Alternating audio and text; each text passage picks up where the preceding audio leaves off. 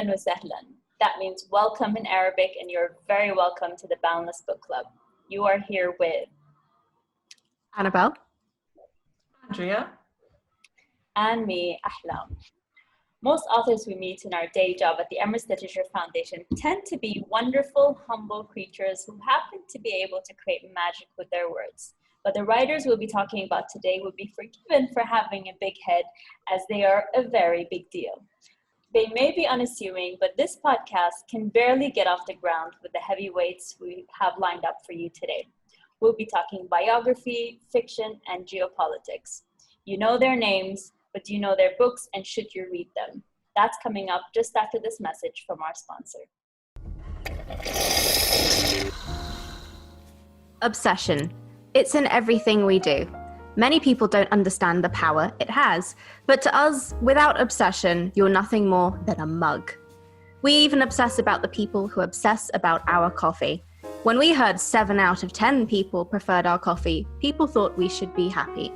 But our pursuit of perfection said we must better it until we get a perfect 10. Because with a little bit of La Dolce Vita, nobody should have to live with a mediocre coffee. Costa Coffee, obsessed with perfection every day since 1971. Speaking of books that are a really big deal,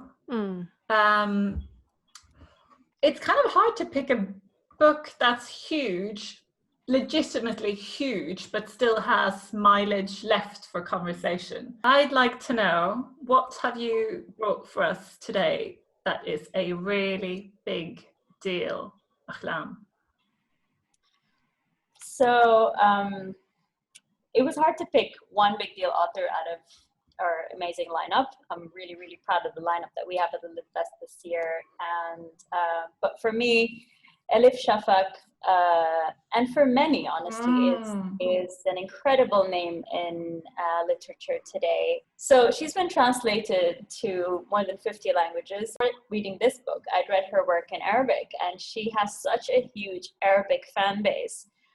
Her work just translates so well and is so relatable as well. I guess she tends to give a glimpse into the region, or, you know, spiritual sort of beliefs that are linked to the region or the history of the region. And so, you know, being Turkish, she's not very far off. She's, you know, kind of Middle Eastern, yeah, I would say. But this book, I'm still not finished with. I'm about 5 or 6 chapters in, but I'm loving it so far. So the story is of a sex worker in a licensed brothel in Istanbul. And so she's, this is not a spoiler, you know, in the first page of the story, you know that she's dead. So she dies in the very first page and is left in the dumpster. And what brought up this story is that Elif has been fascinated with this idea that in some of the intensive care units in Canada, they've noticed that after someone passes away and their heart stops beating, their mind is still active for about 10 minutes. And so she wondered what goes into that person's mind after you've passed. And so the story here is of Layla, who's passed. Her heartbeat has stopped, but for 10 minutes and 38 seconds, her life is kind of flashing before her eyes, and she's remembering things from all the way from birth until where she is today. And it's interesting because every chapter is a minute of that time. And so it's structured in such a way that every chapter is very concise. You know, every chapter is rich in information, in capturing a period of her life so well together in 1 minute. You know, she remembers these memories by things like the taste of salt, or the taste of sugar and lemon, or the taste of cardamom coffee. It's like these are the things that are like the gateways that open the floodgates of like and memories for her from her childhood, from her life, from everything that led her to that moment. It's really interesting. Her writing is obviously as stunning as ever. It's just such a treat to enjoy her way of words. And Andrea and I, before this call, were talking about what a soothing voice she has as well when you hear her in interviews. She has an amazing voice. She has such a way, beautiful way with words, such an amazing way of analyzing things and understanding of the world around her.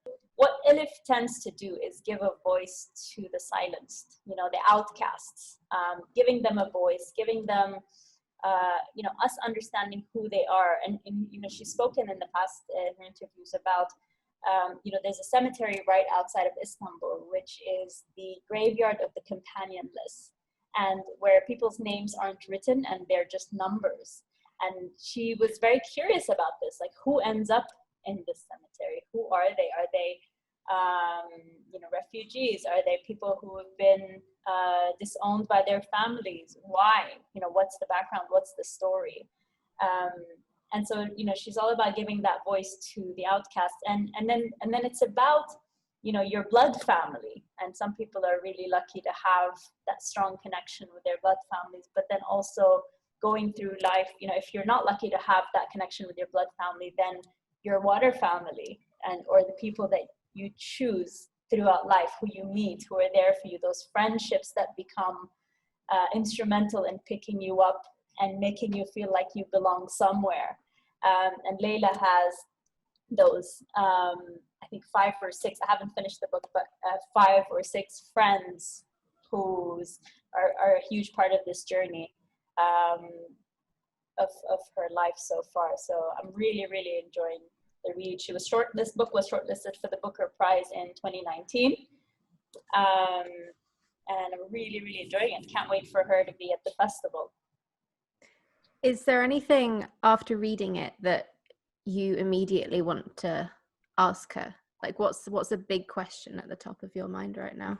Ooh. That's a good, and it's interesting because I'm going to be moderating her talk at the festival. So That's why I'm asking. I want a preview. I've been making notes and wondering. You put me on the spot there. I guess I'm very curious about her writing style as well. Like, what, it's all in the details with her. It's like in the ordinary moments where she captures these, she says something and you're like, where did that come from?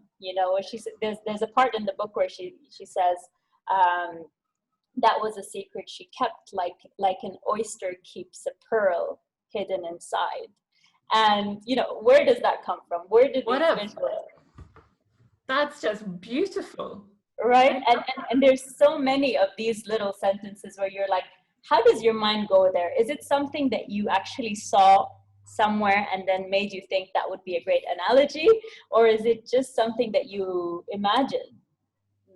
I also would love to know whether that's something that came to her immediately, or if she sat down and thought, now I want to have a metaphor here for what that looks like. I want to express this more clearly. And then she worked on it for a week. Yeah. Do you think she'd tell you though? I don't think she would. And also, she does say that, a book should be a very democratic place. Like, no matter what my views are, I should offer a place where, things are suggested, but I'm not making a decision for the reader, and I'm not telling the reader what they should believe or what they should think. I'm just kind of creating a very democratic space. But, if you're someone who believes really strongly in, say, feminism, or wants to fight against like patriarchal mentalities or societies and things like that, how difficult is it for you to sort of hold back and just keep it democratic and open? I don't think that's possible. I think she is making these choices even by choosing who's the protagonist of this story. Yeah. That's a great ambition, but I don't see how you could. Yeah, it's a very difficult challenge for sure, but I'm really enjoying it. It's a treat. Did you already exist as an Elif Shafak fan when you picked this book up? Like, have you read and reread the 40 Rules of Love Like Yeah. where, okay, so you're an established Elif Shafak reader, and this is just another step in the journey. Okay.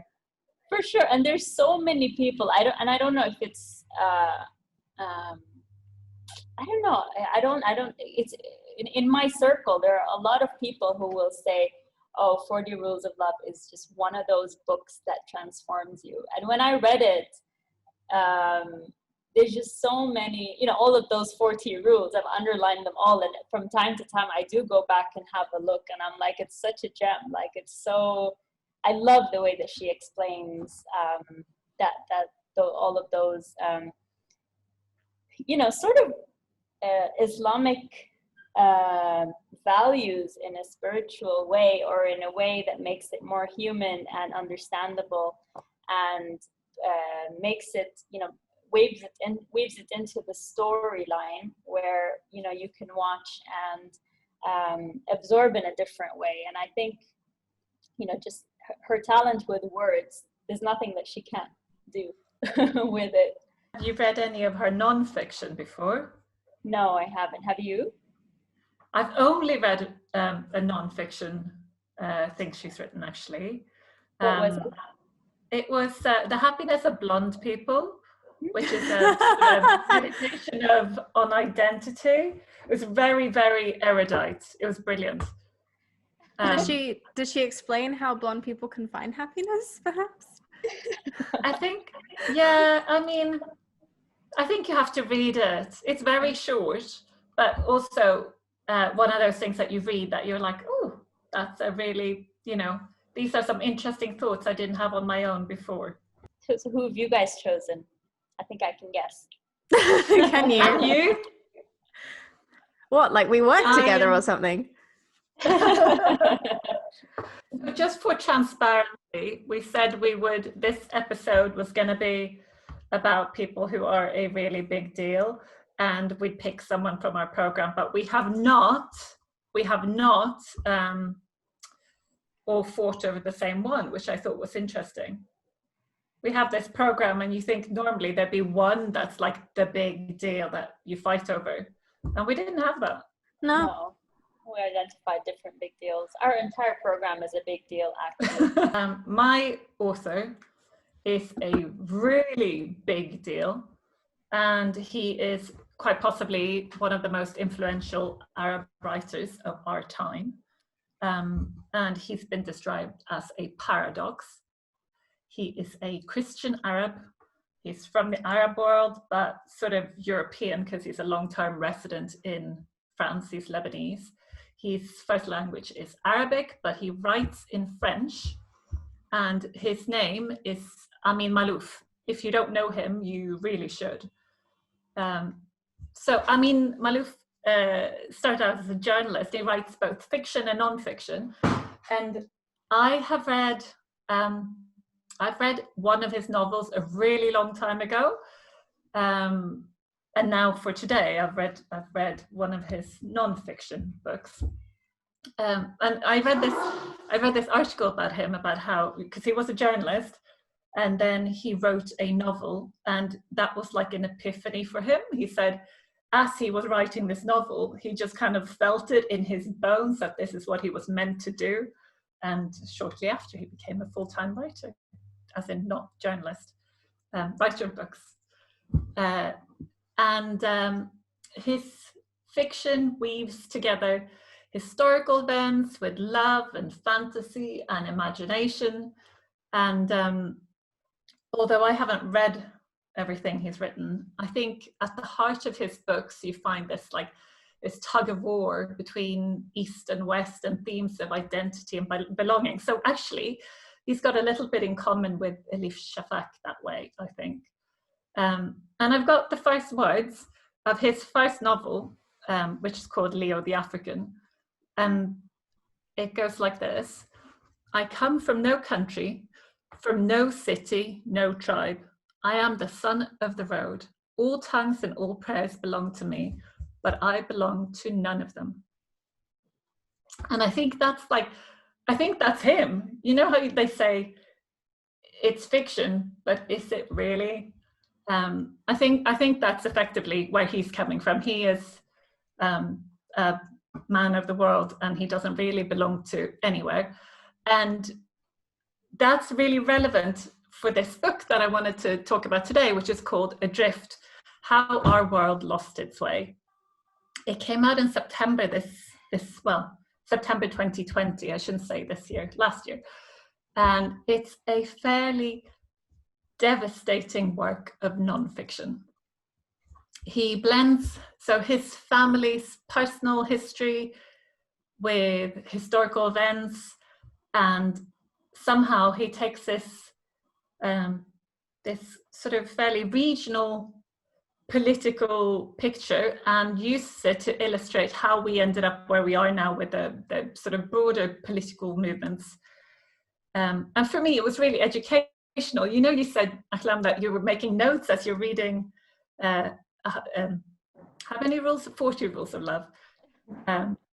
I wish I could have made notes as I was reading this book, because there's so much. I think if you know more about the history and politics of this region, you'd probably be able to better absorb his arguments. But I was like, oh, no way, there was a political union between Egypt and Syria. I had literally no idea. So I'd be on Wikipedia every other page and looking up more details about the things that he was mentioning in passing. So, I mean, it was fascinating just for that. But the main points that he is making was how a lot of the problems that we have in the world right now can be traced back to a really quite, just like a couple of events in the past of this region of the Arab world that have then led to where we are today, and what the unintended consequences were of some really well-intended actions. And he talks about things like the rise of Maggie Thatcher and Ronald Reagan and the sort of the conservative movement at that time in 1979, and how that has led us to things like 9/11. And there are things that you don't necessarily think are connected, but he makes a very convincing argument that they are, just because it's quite bleak. You know, that he does not see a lot of hope, I think. And it's also, he's quite melancholy. Sorry, I was telling you about his background. So his parent, one of the parents, family were doing well, had a business in Egypt, had a nice house in Egypt. They were doing really well. And then the political climate in Egypt changed. So it was time to leave. And they effectively lost all of that they built up in Egypt. They came to Lebanon, and then, you know, Lebanon happened. Yeah. And then he ended up leaving as a refugee with his family, with his wife and kids, going to France. So I think there's a lot of, it felt like he had quite a lot of melancholy, a lot of sadness about sort of what happened to his parents. Yeah. Although he doesn't dwell on it. And he doesn't, I mean, it's clear that he has some very well thought through ideas about this, but he doesn't lecture at any point. You don't feel like he is pushing his political message. And one of the loveliest things, so that it can be quite hard to read a book like this. It's nonfiction that's quite despairing of the world we're in. But you open it, and on the first page, you read it, and you just feel like you're in good hands.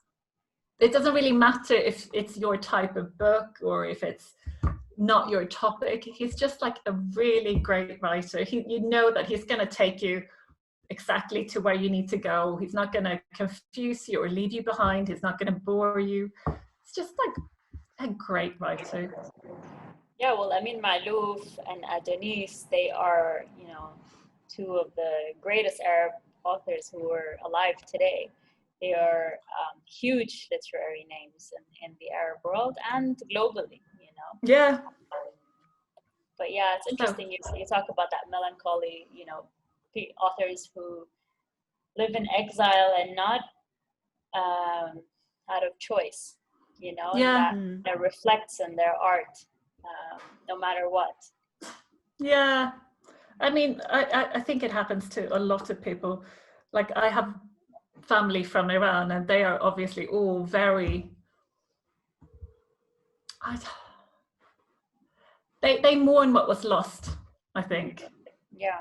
And I have friends from Iraq who mourn what was lost when, you know, all their statues, all the art, everything that's been collateral damage. So who do you have for us today, Annabelle? Oh, just someone no one's ever heard of. Malala Yousafzai. She won. Exactly. I know this might be a bit of a tough episode because, I mean, I'm going to have to explain someone that you clearly never heard of. Malala Yousafzai, you know, she won something called the Nobel Peace Prize. Never heard of it. She's just she's real life Wonder Woman. Everybody knows Malala Yousafzai. I'm familiar with Malala and, you know, vaguely of her general story as well. I think she's amazing, and all of the work that she does campaigning for education, particularly for girls. And I think there's a lot that we think that we know. And the book that I'm talking about is essentially her autobiography, I Am Malala, that she worked on with journalist Christina Lamb. And this came out quite a few years ago. And it was nominated for all sorts of awards. It won some as well. And yeah, it's essentially, I had never actually read the book. And I think when I approached it for this episode, I was thinking, okay, she's awesome. We all know that, you know, what else am I going to discover reading the autobiography? And then I read the prologue, and it made me quite emotional. And if you haven't read the book and you want a better understanding of her family, it's actually really interesting to go back and read it now, knowing that at the time she was still, I think, in school when she's writing this autobiography, and now we know from kind of her amusing Twitter feed and just general news that she has graduated from Oxford. And I don't know if you remember, but one of the most widely publicized tweets was when she sent a picture of her laptop and her books and her pens at a desk. And she said, and it was basically announcing that she was going to be studying at Oxford. And like, they tried to shoot me to stop me from going to school. And now look at where I am. It was just everywhere. And it was really emotional to see. And it was just a beautiful moment. I went back to her Twitter feed to have a look, and she's got a really great sense of humor. And one thing that I want to share with you before I talk a bit more about the book is that she retweets people who have opinions about her. And one of the things that she retweeted, this was back in July when she graduated, where she said, she retweeted someone who said, "Malala just graduated from Oxford. The job market is on fire this year, and your competition is now a 23-year-old Nobel Peace Prize winner." Good luck. So yeah, she's got a really great sense of humor. And the autobiography starts with kind of her addressing the reader and talking about the moment that she got shot. And, you know, basically the story is she was on this bus, and this guy came onto the bus and asked, "Who is Malala?" And nobody said anything, but all the girls on the bus knew who she was. Like, they turned to look at her, and she was shot. And it starts with that, and then it goes back to the beginning. So there's a lot of background information about her family, her background in the Swat Valley. And like with, I think from what you've said about the Amin Maalouf book, she has a really great overview of what it's like to experience all of these revolutions, just hostility, all of these kind of these events that you perhaps, you know, read about in the news or you read about in history books. Her family, through various generations, have experienced them firsthand, and this is essentially her family's stories of all of these political events told directly to her, and then up to the point where she's experiencing it firsthand when she is confronted by the Taliban. So it fleshes out the things that we think we know and gives them a bit of background. Some of the earlier sections where she talks about the history of, like, her father growing up and learning to overcome his stammer, I was already familiar with, but it was interesting to see her perspective, because I actually read Let Her Fly, which is Ziauddin's memoir, before I came to the Malala book. So that was really interesting. But occasionally at points I felt like I'd already kind of read that bit. But it is really interesting to read them side by side, and how in her book she talks so much about her family and about her dad, because they mean so much to her and they're such a close family unit. And in Ziauddin's memoir as well, like, it's not just about him, because I think the bottom line with the Yousafzai family is, like, one can't exist without the others, and that's the way it feels to them, and that's what comes across to the reader as well. So you get to experience this wonderful cast of characters that are the, you know, the real life amazing superhuman you know, family that is the Yousafzai, so that you have all of this serious, like, geopolitical discussion and history, and then being shot by the Taliban, and then her thoughts on all of that, and all of this really serious stuff. And you forget, and you are then reminded that she's just a teenager, and she starts talking about reading Twilight and gossiping with her friends about teachers. And that's what makes this such a great read. And it's kind of harrowing to realize that she's, you know, she's just a girl, she's just a teenager. So she's really relatable, but then on a totally other level, absolutely not in this amazing way.